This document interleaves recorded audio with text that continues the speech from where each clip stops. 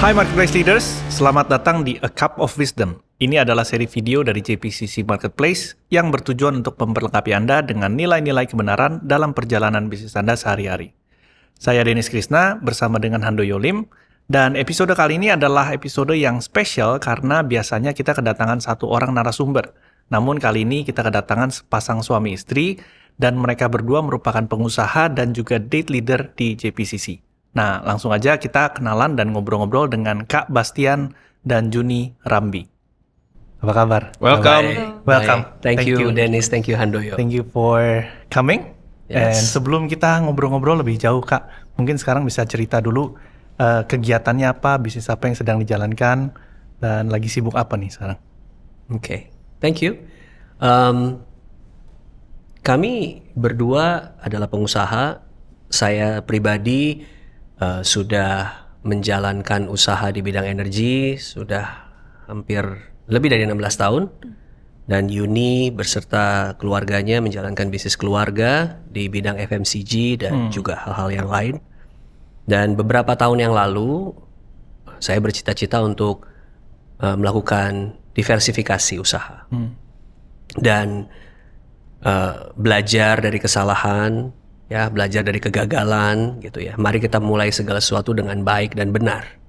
Yang pertama yang saya lakukan adalah mencari istri saya, mencari waktu yang terbaik untuk berdiskusi dan juga minta pendapat. Gitu. Jadi waktu itu saya cari timing yang tepat, kita ngobrol berdua dengan setting yang relax, dan saya ceritakan apa niat saya, apa yang saya inginkan, apa yang ada di hati saya, pour my heart out. Dan di waktu saya bilang saya mau melakukan diversifikasi di usaha yang tersebut, surprisingly jawabannya Yuni adalah oke, boleh katanya. Tapi dengan syarat katanya. Nah, syaratnya apa tuh ya Yuni? Ya, basically saya pingin semuanya dimulai dari apa yang ada di tangan kita gitu ya. Kemudian saya juga bilang bahwa kalau kita mau lakukan ini, kita lakukan bersama-sama ya, gitu. Oke. Tentu dengan memahami kapasitas masing-masing, jadi punya departemen masing-masing gitu. Menghargai kompetensi kita masing-masing. Tapi sebelumnya Kak Bas sama Kak Uni belum pernah ada di bidang ini kan, di industri yang sekarang lagi di. Belum pernah. Nah berarti kan ini dua-duanya sama-sama dunia yang baru ya buat both Kak Bas sama Kak Uni ya. Ya, wow, interesting banget. Sebelumnya bisnisnya di bidang apa, Kak? Bisnis saya personally ada di bidang energi, specifically di liquid petroleum gas. Oke. Gitu. Dan sekarang ini diversifikasi ke service industry, specifically food and beverage. Oke. Nah, apa yang membuat Kak Bas dan Kak Uni kepikiran untuk bikin bisnis yang baru ini dan di industri yang totally totally beda kan, jauh banget dari industri terus sekarang ke F&B. Ya. For me personally, buat saya personally, ini adalah passion fulfilled. Kalau saya bilang. Sesuatu yang saya sudah cita-citakan dari dulu. Dan kebetulan saya memiliki pendidikan yang cukup mumpuni di bidang ini, karena saya pun sekolahnya tuh dulu di bidang service. Oke. Kalau untuk kau ini sendiri ada waktu sebelum ngejalanin yang sekarang ini ada pilihan nggak? Maksudnya kita punya opsi nih mau doing bisnis A, bisnis B, bisnis C gitu, dan kenapa? Kalau dari Kak Bas kan tadi kan passion fulfill, kalau dari Kak Uni sendiri gimana tuh? Ya, saya supporting ya. Sebetulnya saya melihat Bastian itu excited doing this gitu. And this is bisnis juga yang memang penuh of kreativitas gitu. Sesuatu yang di masa-masa umur kita memang challenging. Tapi ikut excited at the end gitu. Oke.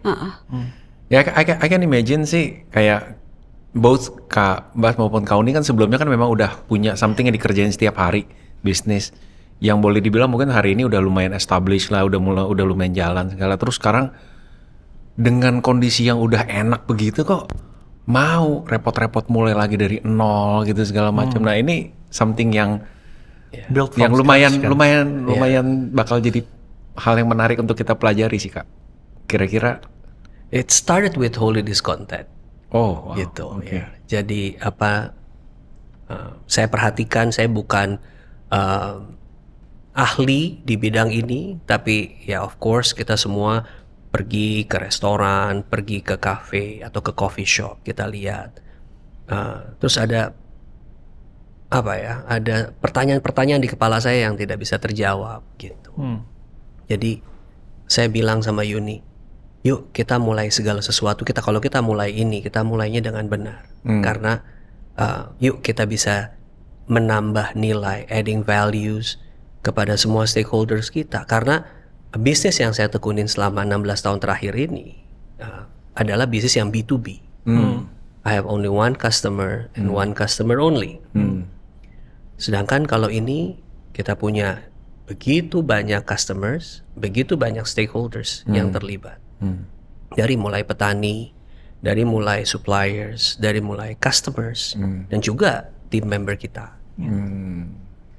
Bagaimana caranya memberikan nilai-nilai yang baik yang kita belajar, yang kita percaya, yang kita yakini, dan berikan itu kepada pada mereka. Oke.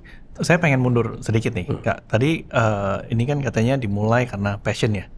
Nah, tapi dimulai setelah bisnis yang pertama itu establish gitu ya. Pertanyaan saya, kenapa nggak dimulai dari awal pertama kali do business? Kenapa ini? Ya, kenapa setelah 16 tahun? Kenapa setelah 16 tahun baru start this? I'm glad you asked that question because itu sesuatu yang ada di kepala saya juga. Saya melihat especially lately, begitu banyak orang yang memberikan examples ya atau saran gitu ya kepada anak-anak muda. Hey, lakukan segala sesuatu yang kamu passionate. Kamu nggak passionate, jangan lakukan itu. Sedangkan ini menurut saya atau menurut kita personally, yang pertama kita harus buat adalah mulai dengan apa yang ada di tangan kita dulu. Right. Apa yang ada di depan kita mulai tekuni. Have a grit gitu loh, untuk menjalankannya. Don't give up gitu loh. Karena Tuhan bisa pakai apa yang ada di tangan kita untuk mencapai apa yang kita inginkan, apa yang kita punya passion for. Gitu. Jadi ya kita mulai atau saya personally mulai dengan karena itu ada di depan saya. Dijalanin aja. I have a choice actually untuk tidak menjalankannya. Tapi saat itu saya sudah punya istri, saya sudah punya anak. Mereka harus mereka harus sekolah, ya kita harus jalanin. Tetapi gini, di waktu kita mengerjakan segala sesuatu dengan rasa cukup, dengan konten, kita mulai menikmati the journey. Sampai kita memang gini, sampai kita menemukan apa yang kita passionate for gitu. Dan along the way setiap hari yang kita jalanin dengan penuh sukacita gitu. Jadi nggak ngedumel sambil jalan gitu. Dan proses itu secara mungkin nggak disadarin itu menjadi landasan hari ini berbisnis juga kali ya. Selama 16 tahun belajar, diproses, ditempa segala macam. Yes. Wow. Karena base-nya itu awalnya dari responsibility. Yes. Gitu ya. Karena passion itu is one thing, tapi we have to be responsible to our life, ke keluarga kita gitu ya. Totally agree. Ini pertanyaan lanjutan berarti dari itu. Kalau sebelumnya kan Kabas running solo ya. Yes. So it's very light gitu ya, running solo, kita bisa make Not decision. that light. Not that light. Artinya kita make decision lebih gampang karena kita keputusan sendiri. Nah sekarang bisnis ini karena syaratnya Kak Uni adalah harus bareng. Artinya keputusan itu harus dilakukan bersama-sama gitu ya. Ada perbedaan nggak atau ada tension mungkin yang sebelumnya tidak terjadi lalu terjadi karena sekarang kalau mau curcol juga boleh. Bisnis berdua gitu. Tension ya. Kalau tension itu jangankan bisnis bareng ya. Kita husband and wife aja berumah tangga itu tension akan selalu ada.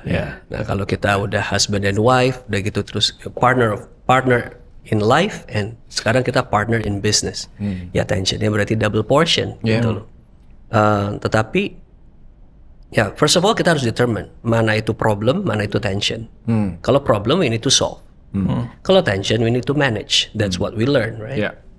Nah di waktu kita tahu bahwa itu tension, well, for us kita stop when there's tension.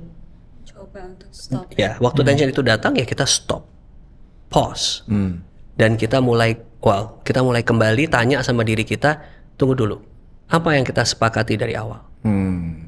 Revisiting the Yes, original plan. yes. Apa yang kita sepakati dari awal? Udah gitu, tunggu bentar. Kita harus menghargai core competence kita masing-masing. Yeah. Oke. Dan dari situ mencoba untuk melihat dari sudut pandang partner kita. Karena gini, akan lebih mudah untuk kita merubah sudut pandang kita daripada kita merubah sudut pandang Yeah. our partner. Yeah. Gitu. Iya, iya. Jadi itu sih, tension selalu ada. Gimana Yun, ada tension? I think bisa kerja sama-sama. Pertama-tama kita harus nilai itu as a privilege ya. Oh yes, of course. Jadi saya mengucap syukur kalau kita bisa lakukan itu sama-sama. Makanya dari awal kita bahas dulu kompetens kamu di sini ya, saya di sini. Jadi kita coba untuk bisa tidak mau aku benar berarti aku menang gitu. It's not about winning or losing Yeah, gitu. yeah. It's about revisiting again. Apa kita punya visi gitu Yeah. ya? Apa Our common goal, ya. Yeah, our common goals itu apa gitu. Itu sih mencoba. Dari awal udah ditetapin belum? Kamu urus ini, aku urus ini Oh, gitu. yes. Oh, udah ya. Iya, iya. Sudah ada pembagian role yang Yes. jelas ya. And I think itu akan sangat membantu ya dalam day by day untuk mengurangi tension and then juga tahu responsibility-nya sejauh mana masing-masing ya. Iya. Jadi dari awal kita sudah bikin structure yang cukup jelas. Yeah. Karena memang structure itu penting. Ya. Saya bertanggung jawab untuk apa, kamu bertanggung jawab untuk apa. Sistemnya juga ada, of course sudah prepare semua kan. Yes. Kalau terjadi ini gimana, terjadi ini gimana Yes. gitu. Oke. Wow. Mungkin yang pertama memang paling sulit tentu bikin tim ya. Yeah. Jadi kita harus bikin struktur tim yang jelas gitu Yeah. sehingga mereka nanti tahu kemana mereka mau lari. Hmm. Mungkin yang ini mesti hadap kepada saya atau kepada Bastian gitu. Oke. Wow, ini juga bisa jadi kompleks in a company. Iya. Ketika ceritanya bosnya dua nih, gitu kan. Ntar nanya sama ibu, nanya bapak-bapak gitu kan. Bisa salah-salah bisa diadu domba mungkin bahkan kalau nggak jelas strukturnya ya. Iya. Mungkin kita belajar dari cara kita membesarkan anak-anak kita. Dan I think itu adalah kembali lagi a privilege kalau kita bisa melakukan usaha bareng dan kita belajar dari bagaimana cara kita membesarkan atau membesarkan keluarga kita. Harus ada satu orang yang memang ditunjuk sebagai pemimpin, gitu. Tapi sebagai pemimpin dia juga harus mendengarkan semua aspek sebelum dia melakukan keputusan. Sebelum keputusan itu disampaikan dan diputuskan, gitu. Jadi Yuni selalu memposisikan dirinya bahwa apabila kalian ingin menanyakan segala sesuatu yang berhubungan dengan core kompetens saya, datanglah kepada saya. Dan saya dan Bastian tidak akan berusaha untuk intervensi untuk keputusan Yuni tersebut, and vice versa. Ya. Dan ini kita bicara mengenai core competence ya. Masing-masing punya core competence sendiri. Nah, tapi kan sebenarnya bisnis ini adalah bisnis yang baru. Jadi artinya sebenarnya core competence-nya masih harus dibangun nih. Sekarang udah berapa cabang Kak, untuk store-nya? 32. Wow. Ya. In how many years?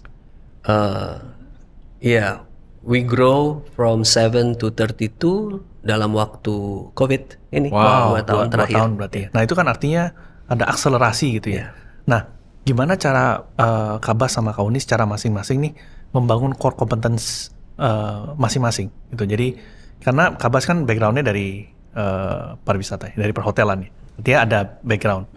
Nah, sekarang 16 tahun kemudian baru mulai ini bisnis ini, gimana cara bangun core competence? Kita ya. Worknya sama sih. Ya, kita melihat frameworknya tuh sama dengan apa yang Mau bisnis kita punya. apapun Bisnis, pokoknya frameworknya sama. Oke. Yang paling pertama adalah it's build yourself first. Oke. Build yourself first. For us, number one is stay connected to the right source. Ya buat kita source paling utama kita adalah Tuhan Yesus. Dan kita berusaha untuk stay connected to Him. Karena perkenanan kita kan hanya kepada Tuhan, bukan kepada manusia ya. Jadi itu yang paling utama yang harus kita lakukan gitu. Yang berikutnya punya teachable heart. Cari hikmat. Humility yang cukup besar untuk datang kepada seseorang yang bisa kita percaya, yang kita bisa panggil dia mentor dan belajar, mendengar, duduk diam, belajar, mendengar, dan juga bersamaan juga bisa being hold accountable. Nah, of course yang berikutnya kita jangan berhenti belajar dan surrounding yourself with the right people. Gitu. Ya sekarang berusaha apa ya kita belajar di bidang itu. Jadi nggak berhenti belajar gitu loh. Kalau frameworknya udah bener sih sebenarnya whatever sektor bisnis di ini ya harusnya bisa dibentuk gitu kan. Tapi kuncinya ini adalah mau mulai dari kecil lagi, berarti setia lagi sama hal yang kecil. Karena frameworknya sama tapi ini startnya small, bukan dari langsung tiba-tiba 30 cabang, dari satu cabang dulu, 2 cabang. One cup at a time. One cup at a time. Pak, ada satu orang yang pernah ngobrol sama saya. Dia bilang begini, untuk mulai segala sesuatu yang baru, apabila kita sudah established dan mau mulai segala sesuatu yang baru, itu sangat didetermine dari kecepatan kita untuk turun gunung secepat-cepatnya dan naik lagi ke gunung yang berikutnya secepat-cepatnya juga. Waktu kita turun gunung, ya kita mesti punya rasa percaya diri yang besar untuk mulai lagi dari segala sesuatu dari bawah. Dan waktu kita naik gunung, kita mesti punya percaya diri yang lebih besar juga bahwa kita akan mencapai puncak tersebut. Jadi maintaining tadi kerendahan hati itu penting juga supaya kita mau belajar. And then be original lah. Be original. Stay true to yourself. Gitu. Wow. Dari tadi kan kita dengerin prosesnya, ceritanya, gimana sampai sekarang jalanin bareng berduaan. Nah, cuma kan kita juga tahu ya 2-3 tahun terakhir kemarin kan ada pandemi, and of course untuk bisnis yang F&B pasti sedikit banyak ada challenge lah. Nah, mungkin saya mau tanya specifically untuk Kak Uni yang ini. Kan dulu udah enak ya ceritanya, bisnisnya udah running seperti apa. Nah sekarang dalam 2 tahun tahu-tahu ketemu pandemi. Pernah nggak ada coba kita nggak bikin ini, atau pernah nggak ada timbul rasa menyesal atau mau mundur gitu selama 2 tahun ini, apalagi jalannya sekarang bareng sama suami lagi gitu kan? Enggak sih itu enggak sih, nggak pernah kan Doyo. Apa yang membuat of course kita tahu challenges banyak ya. Apa yang membuat Kak Uni bisa stay tenang and firm jalanin ini? Rasa syukur ya. Apapun yang ada itu kita syukuri. Tadi Bastian pernah mention juga bahwa contentment itu kita rasa cukup itu harus kita miliki. Pada saat kita memiliki rasa cukup, kita menjadi lebih tenang. Dan kita bisa menikmati journey-nya gitu. Itu sih yang saya coba terus build gitu ya. Tentu kan kita juga ada rasa khawatir, ada rasa mungkin takut ya. Of course, Bastian selalu bilang, Yuni kita boleh takut, tapi kita nggak boleh stay takut gitu. Jadi dengan ketenangan itu kita jadi bisa berpikir lebih jernih. Kemudian kita bisa tahu celah-celah apa sih yang mesti dilakukan gitu. Ternyata ada reserve ini, ternyata ada kreativitas ini, ternyata kita bisa melakukan inovasi ini gitu. Itu muncul setelah kita tenang dan berdoa ya. Kuncinya sih itu kayaknya. Ini special skill loh menurut saya. Nggak semua orang bisa setenang Kak Uni kayaknya. Menjawabnya juga santai aja, tenang gitu. Kita ngedengerin apa bengong-bengong gitu. Bisa ya tenang. Kalau kita mungkin udah bisa gila sendiri kali ngadepin gitu ya. Enggak sih, it's learning by doing juga. Ada pasti momennya. Nah, kalau dari Kabas pasti mungkin punya cerita yang lebih berbeda nih. Definitely kalau nyesel itu enggak. Takut itu pasti, especially di masa-masa pandemi kemarin. Yeah. It is an uncertain time. Kita nggak tahu ujungnya di mana. Ini apa, sampai kapan. Dan bersyukur, saya personally bersyukur punya partner yang tenang seperti Yuni, yang membawa saya juga tenang. Memang kita saling menenangkan di waktu kita lagi panik. Di waktu, karena saya juga punya rasa panik gitu loh. Tapi memang waktu kita jalan berdua, waktu kita sepakat, segala sesuatu jadi lebih ringan. I think itu aku tuh berpikir Bastian selalu bilang kalau mungkin kita tension ada, karena kalau problem ada muncullah itu semua takut dan lain-lain. Bastian selalu ingetin kita mesti rukun. Kunci dari diberkatin itu rukun. Amen. Yes. Jadi rukun dulu aja kitanya gitu. Wow. Jadi supaya kita bisa bertahan. Ini secret ingredientnya bisnis suami istri ini ya, rukun. Jaga kerukunan. Iya. Kalau yang tadi Kak Uni sering mention ini mengenai contentment ya. Bagaimana kita merasa cukup ya. Ada tips nggak caranya Ini gimana? ya, ini menarik nih.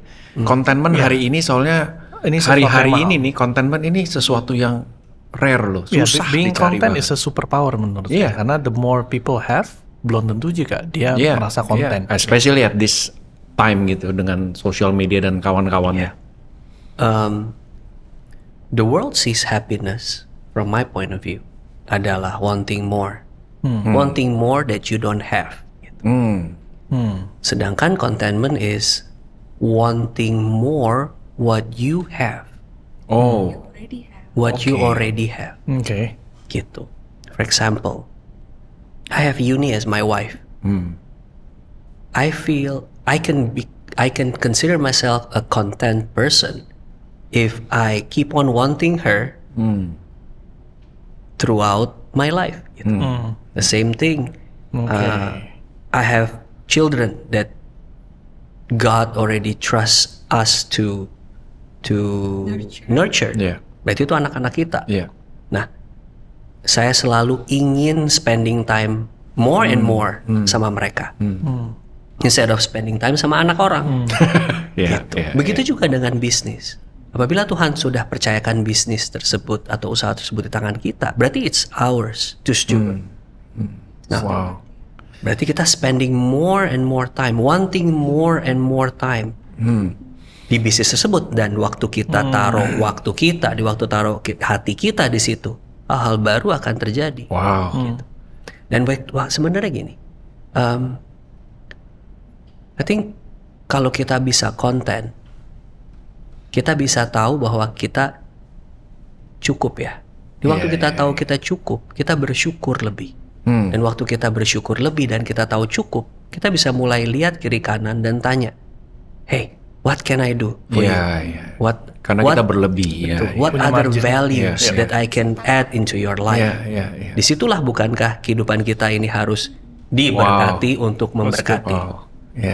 Jadi dimulai dari konten. Ini perspektif yang jarang sekali kita dengar. Dan kebanyakan orang kan mikirnya, wah, I need to have this, I need to have that, but then somehow kita lupa meng-appreciate apa yang kita udah punya. Yes. Dan padahal dengan cara kita meng-appreciate apa yang kita punya, kita tuh bahkan bisa dapat lebih banyak daripada mencari-cari apa yang kita nggak punya gitu. Yes.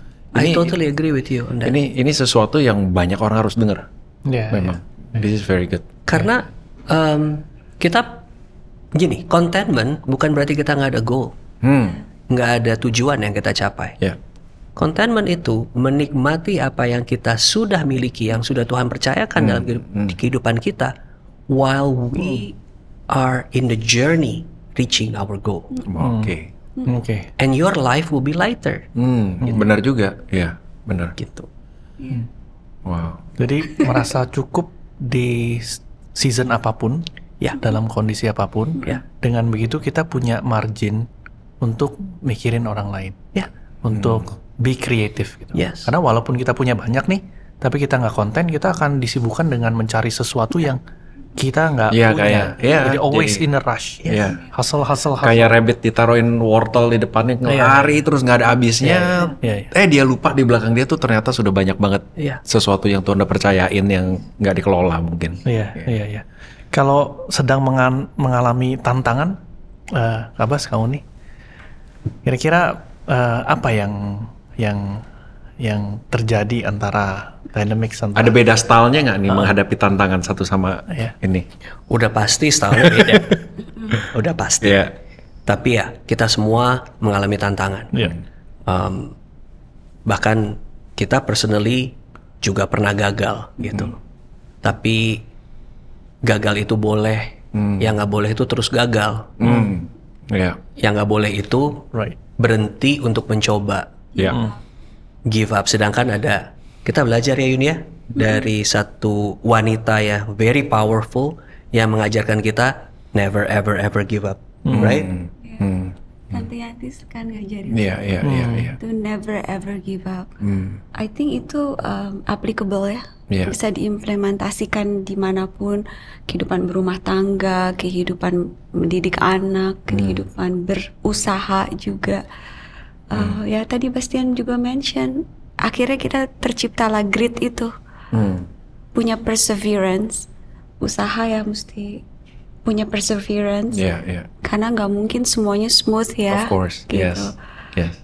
Dan di waktu tantangan ada, kita selalu tanya sama diri kita apa yang ada di tangan kita untuk kita bisa menyelesaikan tantangan tersebut. Always check again our inventory. Apa yang udah Tuhan taruh di tangan kita. Sometimes udah ditaruh di tangan kita. Cuman kita nggak sadar ada di tangan kita. Iya, karena kita matanya terlalu ngelihatnya yang lain-lain gitu mungkin. fokusnya terhadap Iya. tantangan. Iya. Bukan fokusnya terhadap apa yang kita udah punya. Benar. I always believe all the problem, all the challenges yang ada di depan kita, modal dasarnya udah Tuhan taruh di hati kita untuk menyelesaikan. Oke. It's just we need to dig deeper. Iya. And of course, mulainya dengan being grateful, being content dulu. Waktu you content, you are more relaxed. Gitu. Lebih clear ya Yes. pikirannya ya. Saya dengerin ini ya. Dari tadi yang kepikiran apa? Kak Bas dan Kak Uni ini bener-bener orang yang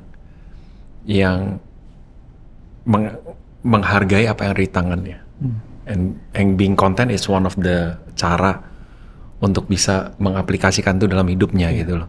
Nah, makanya ini rare dan ini terus terang kan kita kayak di dunia sekarang ngeliatin sosial media, wah dia punya ini yang mindsetnya tuh selalu ngeliatin orang mulu sampai kita lupa apa yang ada di tangan kita gitu. Nah ini I think ini pelajaran yang berharga banget dari kehidupannya Kak Bas Kak Uni gitu loh. Saya tadi keinget pas Kak Bas cerita, saya keinget yang ilustrasi ya Pastor Jeffrey, yang dia bilang Tuhan itu titipkan, kalau kita lihat ujungnya kita mau bikin apa, dia tuh squeeze itu ke dalam bentuk satu benih yang kecil, dan kita bingung gitu, ini buat apaan gitu. Tapi pada saat kita setia sama perkara kecil, dan kadang-kadang gini seringnya ya, tantangan itu tujuannya itu untuk grow this seed. Karena kalau nggak dikasih pressure, kalau nggak dikasih tekanan, kalau nggak dikasih heat, nggak dites, benih ini nggak bisa crack gitu. So the way we see challenge itu justru pandemi, semua orang merasakan gitu ya. Tapi yang saya selalu cerita ke teman-teman, jangan sampai pandemi ini sia-sia mubazir. Nah pandemi ini tujuannya untuk pandemi ini berlaku untuk semua orang. Tapi ada orang yang nggak dapetin apa-apa dari sana. Jadi jangan sampai mubazir di kehidupan kita. Jadikan ini sebagai keadaan atau kondisi untuk bisa membuat potensi kita semakin terbuka, semakin berkembang. Oh, that's nice. Well said. Yeah. How many people are working for you at the moment di bisnis yang baru ini, Kak? Berapa, Babe? Wow, 70 plus. So, bagaimana? Ya, kita ya. 70 orang ya? 100 lebih. 100 lebih. 100 lebih. Ya. Oke. How do you define a good leader? Definisi Kak Bas. Ya dan kita pengen Kak tahu nih Uni. bagaimana Kak Bas mendefine seorang leader yang baik dan mengembangkan. Yeah. Good question. Good question. I think a good and strong leader itu nomor satu harus punya value yang tepat, value yang benar, bukan yang baik, tapi yang benar. Yang benar, yes. Nah, yang kedua dia harus authentic ya, dia harus original gitu. Yang ketiga, menurut saya dia harus punya agility yang tinggi. Yeah. Kalau dia punya agility yang tinggi, dia resilient, leaders yang resilient, especially di masa-masa sekarang ini. Yeah. Yeah. Dan yang keempat, dia harus secure. Nah, ini saya rasa very important. As a leader, you have to be secure of who you are. Saya selalu bilang sama Yuni, kita ini tuh anak Tuhan. So start acting like one. Gitu. Wow, yeah. Beberapa waktu yang lalu, Pastor Jeffrey pernah berkhotbah dan dia kasih ilustrasi mengenai satu film yang sering kita tonton. Anak seorang raja pergi ke satu tempat kumuh di New York. Mau disembunyiin seperti apapun juga, DNA, karakteristiknya dia akan tunjukkan keluarnya adalah dia seorang pangeran, seorang anak raja. Gitu. Jadi pertama-tama kita secure dulu siapa kita. Dan di waktu kita secure, then we can lead well. Gitu. Wow. That's what I think a strong leader and a good leader should have. Wow. Okay. Ada yang mau ditambah? Sorry, good. Yeah. Berarti proven lah ya. Yang diomongin benar ya. Yeah, I think It's a work on progress. It's a work in progress. Yeah. Yeah. How do you groom leaders? Gimana Kak Bas? Kan organisasinya, perusahaannya makin lama makin besar gitu. Jadi artinya ada leader-leader yang bisa di-groom untuk menjadi pemimpin itu. Yes. For me, for us, kita by example. Kita lead by example. Kita tunjukin kepada mereka bagaimana caranya lead. Di waktu kita tunjukkan, ini cara kita loh leading kamu, dan pelan-pelan. It's not makan cabai terus pedas. Takes time. Yeah. Gitu. And give room buat our new leaders, our future leaders to grow. Berikan mereka kesempatan. Gitu. Lepaskan mereka. Karena kalau kita terus kekepin, mereka gak akan besar. Let them do mistake juga mungkin. Let them do their own mistakes. And in the same time, Empower juga with skills. Sekolahin. Kalau memang justru during pandemic time, kita malah berinvestasi juga banyak untuk sekolahkan mereka ya. Yeah, I believe that when you skill itu bisa di-develop. Gitu. Tapi karakter need to be built. Yeah, of course. And by building karakternya gimana? Ya kita jalanin ini setiap hari. Tunjukin sama mereka ini loh cara-cara yang menurut kami benar. Gitu. Nanti akan tercreate kan culture-nya sendiri. Itu akan Wow. Kabas sama kau nih, kita pengen tahu nih. How do you define success? Kesuksesan menurut Kabas dan Kauni itu apa sih? Mungkin Kauni dulu deh yang jawab. Nah, how do you define success? Sukses kalau saya lihat mungkin lebih ke prosesnya ya. Jadi yang tadi Bastian bilang, once kita content, tadi kita akan menikmati journey-nya. Jadi buat saya saat kita merasakan rasa syukur itu, kita lebih bisa memberikan kasih kepada banyak orang. I think sukses buat saya saat kita bisa melakukan itu dalam kehidupan sehari-hari sih. So success is more sebuah journey instead of pencapaian gitu ya. Jadi I think for me it's like that because nggak bisa dikuantitatif dengan numbers. It's more on your heart. When your heart is grateful, when your heart is content, full grateful, gitu, and then jadinya suami juga di rumah lebih happy gitu ya. Jadi bahagia itu muncul karena I think when you can feel happiness, then you know that you are berhasil gitu. Wow. That's Okay. more from me ya. Wow. I don't know from Bastian gimana. Yeah, for me, I can call myself successful kalau saya sudah reach a certain level of contentment. Kembali lagi ke rasa puas. Yeah, Contentment tuh contentment. puas. Yeah, yeah. Karena waktu kita konten, kembali lagi kita bisa bersyukur. Di waktu kita bersyukur, kita bisa melihat bahwa oh ternyata kita ini diberkati dan berlimpah. Di waktu kita berlimpah, kita bisa apa? Kita bisa mulai lihat kiri kanan untuk bilang bahwa apa yang saya bisa bantu, apa what value I can add into your life. Oke. Dan di waktu kita bisa buat itu, ya berarti kita tidak hanya bertumbuh, tapi kita berbuah, dan buah kita bisa dinikmati oleh orang-orang di sekitar kita. Blessed to be a blessing. Gitu. Oke. Pertama ya nggak perlu jauh-jauh dulu, keluarga kita misalnya, kemudian ya mungkin tim member kita gitu. Iya, iya. Itu sebetulnya ya dimulainya. Ya. Jadi sukses itu bukan something yang eksternal. Kalau yang tadi Yeah, saya dapat internal. ya. Sukses itu sesuatu yang internal. Sukses itu apabila kita merasa konten dengan kehidupan gitu, that's sukses. Karena kita tidak harus merasa kurang Ya. dan mengejar sesuatu yang nggak ada habisnya gitu ya. Ya. Wow, amazing. Kalau bisnis kan berkaitan sama uang nih, Kak Uni, Kak Bas. Apa peran uang di dalam kehidupan Kak Bas dan Kak Uni dan bisnis? Bagaimana Kak Bas melihat uang dalam konteks keberhasilan? Good question. Kita melihat uang sebagai alat, salah satu alat untuk kita mencapai tujuan yang kita inginkan. Apa tujuannya? Ya kembali lagi, kita tidak hanya bertumbuh, tapi kita juga harus berbuah supaya kita menjadi berkat. So itu dari saya kalau melihat uang. What do you think about money? Gitu. Sama sih, itu salah satu alat aja untuk mencapai tujuan. Iya. Ya, sama. Dari mungkin kalau orang melihat sekarang kan melihat Kak Bas dan Kak Uni udah mencapai suatu taraf lah ya dalam kehidupan. Cuma waktu pertama kali dulu, mungkin waktu pertama kali baru mulai bisnis atau baru mulai kerja atau baru mulai apa, ada nggak perbedaan perspektif mengenai uang dulu sama sekarang? Jujur, kalau saya personally itu selalu melihat uang ya seperti apa yang saya bilang. I don't know, maybe that's the way I've been brought up gitu.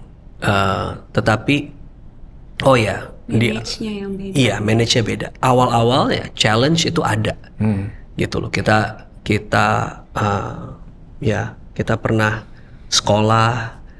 Waktu saya ngambil pendidikan lanjut, saya ajak Yuni dan anak saya Anya untuk ikut sekolah bersama-sama kita gitu loh. Tapi begini. Ini yang kita pelajarin, punya sedikit atau numbernya sedikit sama punya number banyak sebenarnya sama-sama aja. It's your heart that's matter. Wow, yes. Karena waktu kita saat itu mungkin numbernya sedikit, kok kita juga hidup-hidup aja, kita merasa bahagia, kita merasa cukup, gitu. Ya, Gitu. Begitu juga dengan sekarang. ya. Aku masih ingat banget Bastian sekolah, kerja.